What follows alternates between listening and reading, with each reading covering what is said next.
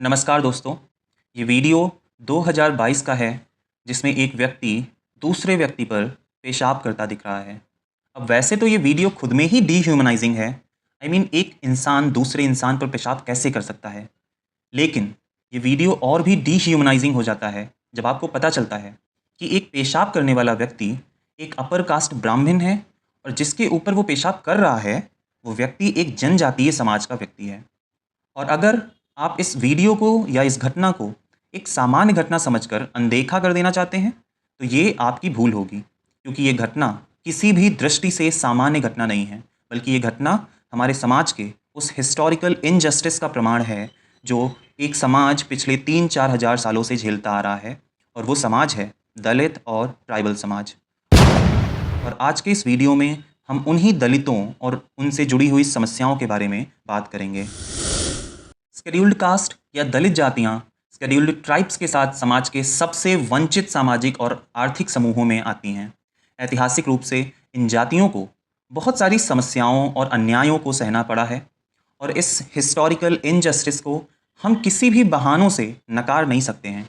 ऐतिहासिक रूप से दलित जातियां हिंदू वर्ण व्यवस्था में सबसे निचले स्थान पर आती हैं और इसी वर्ण व्यवस्था के अंतर्गत वो सारे कार्य जो बाकी तीन जातियों के लिए मीनियल कार्य माने गए हैं, उन्हें उन सभी कार्यों को ऐतिहासिक रूप से दलितों को सौंप दिया गया। दलित जातियां, जिन्हें प्राचीन काल में शूद्रों और अनटचेबल्स या अतिशूद्र के नाम से जाना जाता था, उन्हें बाकी तीन वर्णों के सेवक के रूप में रखा गया था। जहां वर्ण व्यवस्था के अनुसार ब्राह्मण धर्म कर्म और शिक्षा प्रदान करने का कार्य करते थे, तो क्षत्रिय रूलिंग क्लास का हिस्सा होते थे और वैश्य आमतौर पर ट्रेडर्स, मनी लेंडर्स या लैंड ओनर्स होते थे। वहीं शूद्राज आमतौर पर एग्रीकल्चरल लेबर्स, वीवर्स जैसे कार्य और अनटचेबल्स या अतिशूद्र जो वर्ण व्यवस्था के बाहर थे, वो मैनुअल स्कैवेंजिंग, स्वीपर्स, चांडाल आदि के कार्य करते थे। आज के भारत में वहीं शूद्र और अतिशूद्र दलित या शेड्यूल्ड कास्ट के नाम से जाने जाते हैं। अब हिस्टोरिकली इन जातियों को उन अधिकारों से वंचित रखा गया था जो बाकी तीन जातियों को या वर्णों को प्राप्त थे।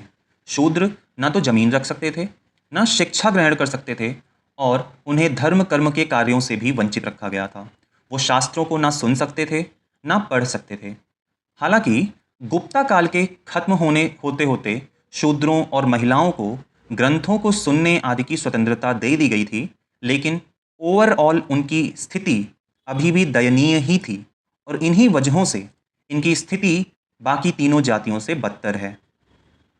आज आज़ादी के बाद दलितों को संवैधानिक रूप से और कानूनी रूप से कई सारे अधिकार प्रदान किए गए हैं ताकि उनके साथ हुए हिस्टोरिकल इनजस्टिस को सही किया जा सके और उन्हें वो सारी अपॉर्चुनिटीज़ प्रदान की जा सकें जो समाज के अन्य वर्गों को मिल रही हैं, चाहे वो अनटचेबिलिटी को ख़त्म किया जाना है या केंद्र स्तर पर, राज्य स्तर पर और लोकल लेवल के इलेक्शंस में रिजर्वेशन के माध्यम से उनकी राजनीतिक भागीदारी को बढ़ाना हो, या एजुकेशनल इंस्टीट्यूट्स में एडमिशन और सरकारी नौकरियों में रिजर्वेशन प्रदान करके बराबर की भागीदारी प्रदान करनी हो। लेकिन क्या इन सभी अधिकारों का लाभ गांवों में रह रहे एग्रीकल्चरल लेबरर्स या शहरों के स्लम्स में रह रहे उन सभी दलित लोगों को तक पहुंच रहा है? भारत में 2011 के सेंसस के अनुसार 20 करोड़ से भी ज़्यादा दलित पॉपुलेशन है, जिनमें से 15 करोड़ से भी अधिक लोग गांवों में रह रहे हैं। और आज भी समाज के सबसे मीनियल वर्क्स, चाहे वो मैनुअल स्कैवेंजिंग हो या स्ट्रीट स्वीपिंग हो या मोची हो या रिक्शा पुलर्स हों, इन सभी कार्यों को आज भी इन्हीं दलित कम्युनिटीज़ के लोग करते हैं। Most of the Dalit people दिहाड़ी मजदूरी, एग्रीकल्चरल वर्कर्स के रूप में कार्य करते हैं। इवन आज के समय में भी they don't own any land, या जो दलित लैंड ओन करते भी हैं उनकी लैंड होल्डिंग का साइज़ इतना कम है कि उस ज़मीन से वो अपने परिवार का गुजारा नहीं चला सकते और लगभग पूरी फैमिली को डेली वेजेस के लिए फार्म फील्ड्स में जाकर काम करना पड़ता है, इंक्लूडिंग देयर चिल्ड्रंस। और इन समस्याओं का सबसे मुख्य और नेगेटिव इम्पैक्ट उनकी मानसिकता पर पड़ता है। आप गांवों में जाकर किसी भी दलित परिवार या कम्युनिटी को ऑब्जर्व करेंगे तो ये पाएंगे कि almost all of them has accepted it कि उनका जीवन यही है और उनका जीवन एग्रीकल्चरल लेबर तक ही सीमित है। वो अपने बच्चों के लिए भी ना चाहते हुए भी यही लाइफ इमेजिन करते हैं, क्योंकि बचपन से ही उन्होंने यही देखा है और इसे ही वो अपने जीवन का सत्य मान चुके हैं। गांवों में आप एक 10-12 साल के दलित बच्चे को दिहाड़ी मजदूरी करते देख सकते हैं, या इवन शहरों में भी most of the child labours Dalit या ट्राइबल्स होते हैं। वो दिन वो दिन भर मजदूरी करते हैं, 50-100 रुपए पाकर उसे मूल रूप से गलत चीज़ों में ही इस्तेमाल करते हैं। हालांकि आज हम ये देख रहे हैं कि इनरोलमेंट रेशियो स्कूल्स में बढ़ रहा है और ज़्यादा से ज़्यादा बच्चे स्कूल्स में एनरोल किए जा रहे हैं, लेकिन इन नंबर्स से हमें ग्राउंड रियलिटी की सच्चाई का पता नहीं चलता है। Now the problem here is कि जिस हिस्टोरिकल इनजस्टिस का दलित कम्युनिटीज शिकार हुई हैं या जिन अधिकारों से उन्हें वंचित रखा गया था, उनकी वजह से मुख्य रूप से आज भी उनकी या उनके बच्चों की मानसिकता यही है कि वो एग्रीकल्चरल लेबर्स हैं या डेली वेज वर्कर्स हैं और उसी रूप में काम करेंगे और उन्हें अपना जीवन इसी तरह निकालना है। द प्रॉब्लम हेयर इज़ कि एक 8 से 10 साल का दलित बच्चा, उसके सपने शायद बाकी उसके हम उम्र के बच्चों के सपनों से कभी मेल नहीं खाएंगे। For example, if I tell you, when I was in class 6 और 7, I was not good in studies, और इस वजह से मुझे हमेशा डांट पड़ती रहती थी, मार पड़ती थी। आई स्टिल रिमेंबर कि एक रात सोने के वक्त दीदी मुझे ऐसे ही डांट रही थी और उन्होंने बोला कि तुम कुछ नहीं कर पाओगे, and this made me so angry कि मैंने उन्हें बोला कि एक दिन तुम्हें राष्ट्रपति बनकर दिखाऊंगा। Now the main point here is कि मैं राष्ट्रपति बनूंगा या नहीं बनूंगा ये बात की बात है, लेकिन एटलीस्ट जिन सामाजिक परिस्थितियों का मुझे फ़ायदा मिला along with the education I was getting, उसकी वजह से मैं कम से कम ऐसे सपने देख तो सकता हूँ। More than my financial condition, it was my social surrounding and my social privileges जिन्होंने मुझे मानसिक रूप से इन सपनों को देखने की स्वतंत्रता दी।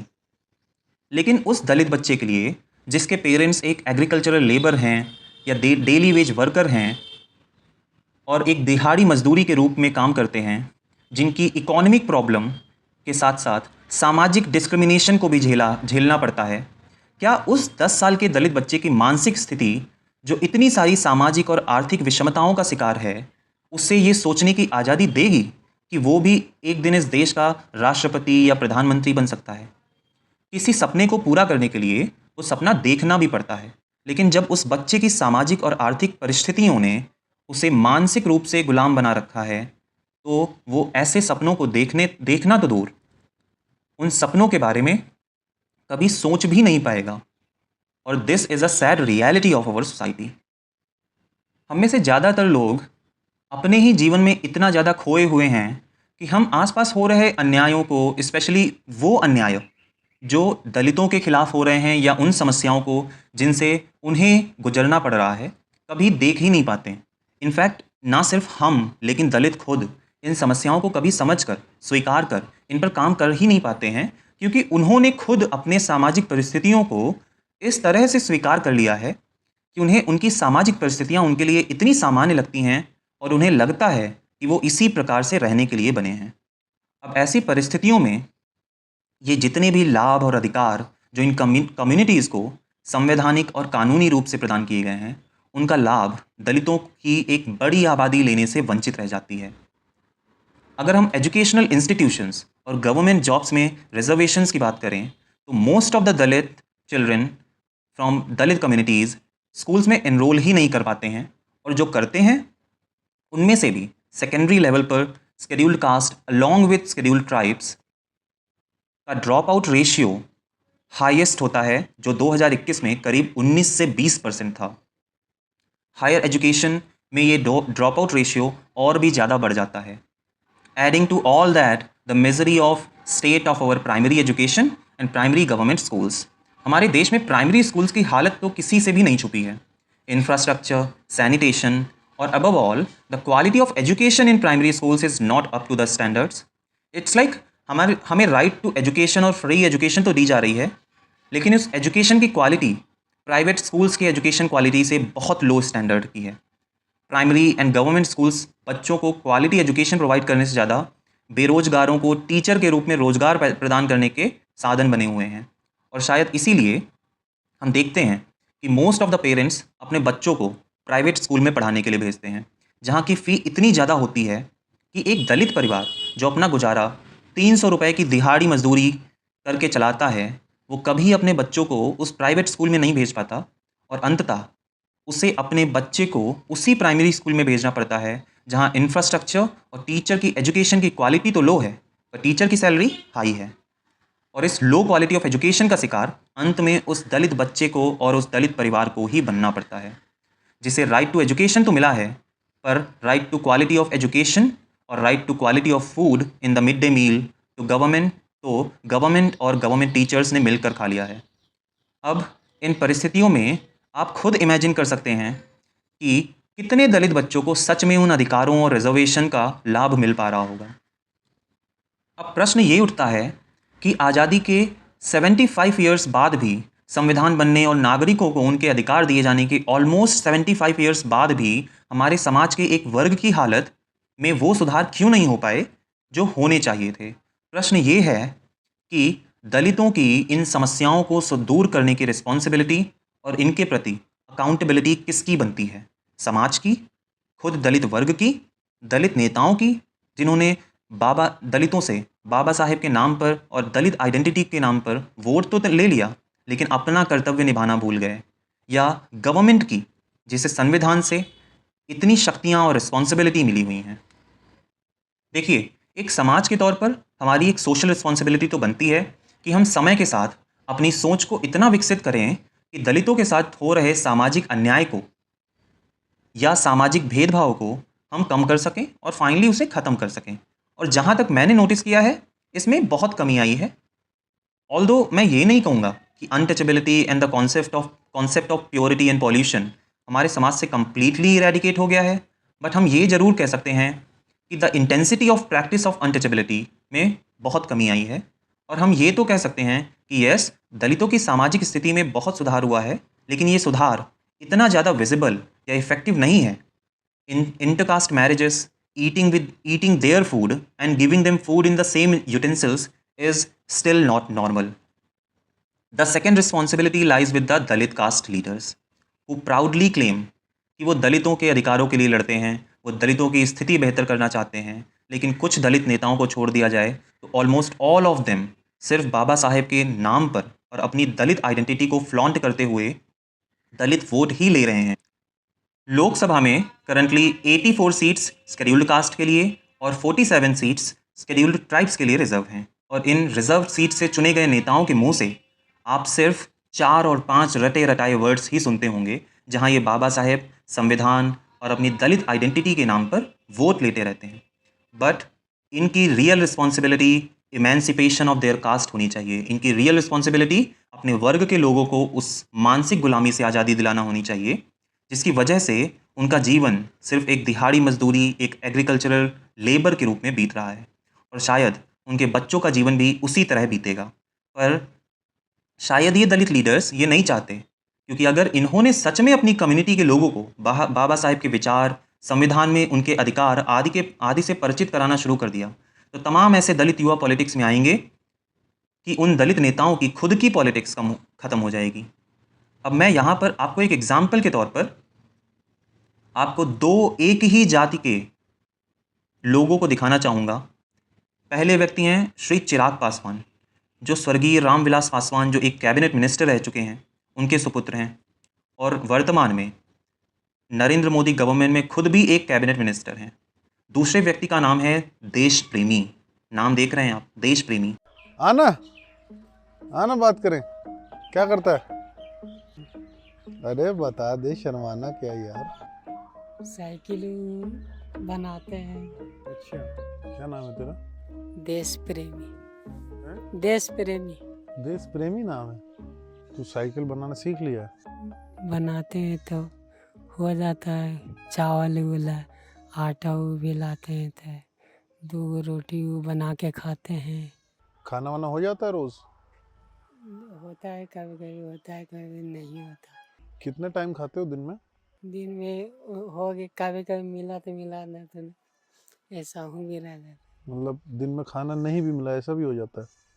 घी को मांग के कभी कभी खाते हैं तो खाते हैं, नहीं तो नहीं।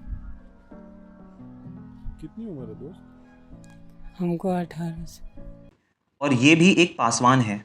लेकिन लेकिन इन दो एक ही जाति के लोगों के बीच का अंतर सिर्फ इतना ही है कि एक व्यक्ति कैबिनेट मिनिस्टर है और दूसरा व्यक्ति भीख मांगकर खाने के लिए मजबूर है। तो प्रश्न मिस्टर चिराग पासवान और अन्य दलित नेताओं से भी पूछा जाना चाहिए कि जब आपने इन दलितों से वोट मांगा था तो आपकी इनके प्रति जो जिम्मेदारियां हैं उनका पालन कौन करेगा? अगर चिराग पासवान जो दलित कम्युनिटीज़ से आकर इलेक्शंस के बाद नेशनल क्रश और महिलाओं के फेवरेट बने हुए पड़े हैं और एक कैबिनेट मिनिस्टर बन सकते हैं, तो क्या देश प्रेमी जैसा बच्चा जो उन्हीं की जाति से आता है उसे एजुकेशन, स्किल ट्रेनिंग और 2 वक्त की मील के लिए भी अधिकार नहीं है? और सबसे बड़ी जिम्मेदारी दलितों को उनकी इस दशा से निकालने की किसी और की नहीं बल्कि खुद गवर्नमेंट की है, क्योंकि गवर्नमेंट ही एक ऐसी संस्था है जिसके पास संविधान के अंतर्गत वो सारी शक्तियाँ और जिम्मेदारियाँ हैं कि वो दलितों की स्थिति को एक बेहतर अवस्था में ला सके।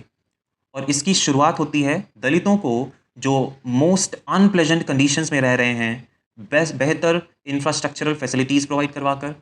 देर are many schemes started by the government for this, चाहे वो आवास योजना हो या हर घर जल योजना हो या शौचालय योजना हो, लेकिन ये योजनाएं ग्राउंड लेवल पर लोगों को लाभ पहुंचा रही हैं, इसकी रियलिटी बहुत ही अलग है और शॉकिंग है। The irregularities in these schemes by the panchayat leaders and also the government officers, इनकी कोई रिस्पॉन्सिबिलिटी और अकाउंटेबिलिटी नहीं है। हमें रेयरली ही किसी स्कीम या योजना की ऑडिटिंग देखने को मिलती है। The second thing where government really needs to focus is the primary schools. The condition of infrastructure in primary schools, the quality of education and the quality of food जो mid day मील schemes के अंदर provide किया जाता है is very bad. एक दलित बच्चा और दलित parents जो एग्रीकल्चरल लेबर्स हैं उनके लिए गवर्नमेंट प्राइमरी स्कूल्स की क्या वैल्यू है वो हम आसानी से समझ सकते हैं। और इसलिए देयर इज़ अ नीड कि गवर्नमेंट स्कूल्स इंफ्रास्ट्रक्चर को ठीक करे, प्राइमरी टीचर्स की पोस्ट को जॉब प्रोवाइड करने का ज़रिया बनाने की बजाय ये इंश्योर करे कि मिड डे मील में बच्चों को चावल के साथ हल्दी परोसने की बजाय एक अच्छी और healthy meal with all the nutrients provide किए जाएं। The last sector where government has the responsibility is the health sector. There is a need कि government primary health centres and community health centres की स्थिति को बेहतर करे, वहाँ modern health infrastructure को प्रोवाइड कराए। अभी रिसेंटली हाथरस में हुए स्टाम्पीड में जहां बहुत से लोगों की मौत सिर्फ इस वजह से हुई कि उन्हें सही टाइम पर प्राइमरी हेल्थ सेंटर में सही इलाज नहीं मिल पाया, और ऐसा हुआ डॉक्टर्स की कमी और इंफ्रास्ट्रक्चर्स की कमी की वजह से। तो ऐसे में ये ज़रूरी है कि गवर्नमेंट PHCs एंड CHCs को सिर्फ दिखावे का ज़रिया ना बनाकर उन्हें सच में बेहतर बनाए, ताकि उन सुविधाओं का लाभ दलित कम्युनिटीज़ के साथ साथ दूसरी मार्जिनलाइज्ड कम्युनिटीज़ और साथ साथ बाकी नागरिक भी ले सकें। मुझे उम्मीद है कि मैंने इस वीडियो में उन ज़्यादातर पहलुओं और समस्याओं पर चर्चा ज़रूर की होगी जो दलित कम्युनिटीज़ के लोगों द्वारा फेस किए जाते हैं। अगर आप इस वीडियो को, जो टेक्निकली सिर्फ एक ऑडियो एपिसोड है, अंत तक सुनकर यहाँ तक पहुँचे हैं तो प्लीज़ इसे लाइक करें, शेयर करें, ताकि अन्य लोगों को भी भारत के रियल इश्यूज़ के बारे में पता चले। और मेरे चैनल को सब्सक्राइब करें ताकि आगे भी मैं ऐसे ही रियल इश्यूज़ जो हमारे देश और समाज की ग्रोथ के लिए इम्पॉर्टेंट हैं उनको आपके सामने ला सकूँ। Like, share and subscribe. Thank you. Bye-bye.